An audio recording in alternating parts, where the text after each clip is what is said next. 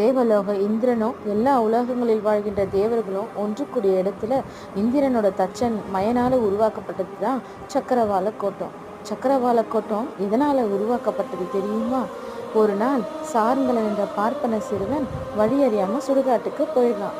அங்க பேய்கள் பிணங்களை தின்பதை பார்த்து பயந்து ஓடுறான். தன்னுடைய தாயின் கண்முன்ன விழுந்து இறந்தும் போயிடுறான்.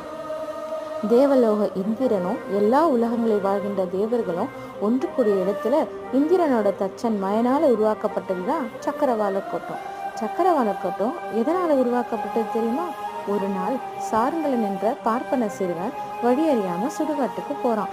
அங்க பேய்கள் பிணங்களை உண்பதை பார்த்து பயந்து ஓடுறான். தன்னுடைய தாயின் காலடியில போய் விழுந்து இறந்தும் போறான். இறந்த தான் மகனை தூக்கிட்டு சம்பாபதி தெய்வத்துக்கிட்ட போய் முறையிடுறா கோதுமை. என் உயிரை எடுத்துக்கிட்டு இவன் உயிரை தான் சொல்லி கேட்குறா. ஆனா சம்பாபதி